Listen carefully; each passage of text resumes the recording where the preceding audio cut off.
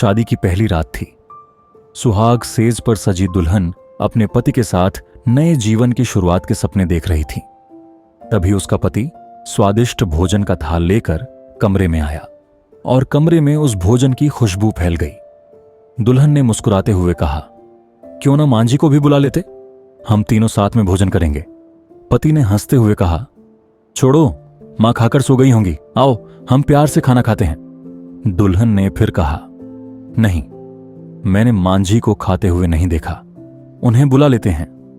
इस पर पति ने झुंझलाते हुए जवाब दिया, तुम क्यों जिद कर रही हो, मां शादी के कामों से थकी होंगी, सो गई होंगी, जब जागेंगी तब खा लेंगी, आओ हम अपना खाना खाते हैं।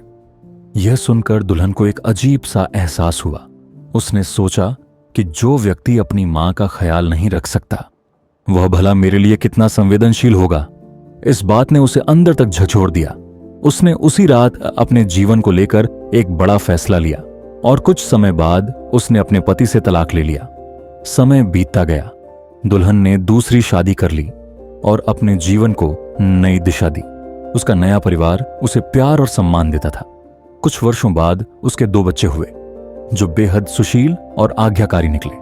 उधर उसका पहला पति भी दूसरी शादी करके अपनी जिंदगी जीने लगा। जब वह स्त्री 60 वर्ष की हुई तो उसने अपने बेटों से 4 धाम यात्रा की इच्छा जताई। बेटे तुरंत तैयार हो गए और मां को लेकर यात्रा पर निकल पड़े। एक दिन यात्रा के दौरान भोजन के लिए वे रुके। बेटों ने मां के लिए भोजन परोसा और उसे खाने का आग्रह किया। तभी स्त्री की नजर एक भूखे और गंदे वृद्ध पुरुष पर पड़ी जो बड़ी कातर निगाहों से उनके भोजन की ओर देख रहा था। स्त्री का दिल पिघल गया। उसने अपने बेटों से कहा, पहले इस वृद्ध को नहलाओ, साफ कपड़े पहनाओ, फिर हम सब साथ में भोजन करेंगे। बेटे जब उस वृद्ध को नहलाकर और कपड़े पहनाकर लाए तो स्त्री उसे देखकर चौंक गई। वह वृद्ध कोई और नहीं बल्कि उसका पहला पति था जिससे उसने सुहागरात को ही तलाक ले लिया था। स्त्री ने वृद्ध से पूछा, तुम्हारी यह हालत कैसे हो गई? वृद्ध ने नजरें झुकाकर कहा, मेरे अपने ही बच्चे मुझे भोजन नहीं देते, मेरा तिरस्कार करते हैं और आखिरकार मुझे घर से बाहर निकाल दिया। स्त्री ने गहरी सांस लेते हुए कहा, मुझे इस दिन का अंदेशा उसी रात हो गया था जब तुम अपनी मां को खाना खिलाने के बजाय वह स्वादिष्ट थाल लेकर मेरे पास आ गए थे। मेरे बार बार कहने के बावजूद तुमने अपनी मां की उपेक्षा की।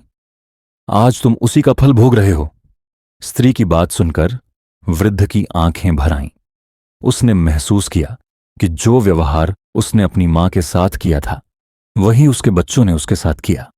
यह घटना हमें सिखाती है कि अपने बुजुर्गों के साथ कैसा व्यवहार करना चाहिए, क्योंकि बच्चे वही सीखते हैं जो वे अपने माता पिता को करते हुए देखते हैं। बुजुर्गों का सम्मान और देखभाल केवल कर्तव्य नहीं बल्कि हमारी अगली पीढ़ी के लिए एक आदर्श है।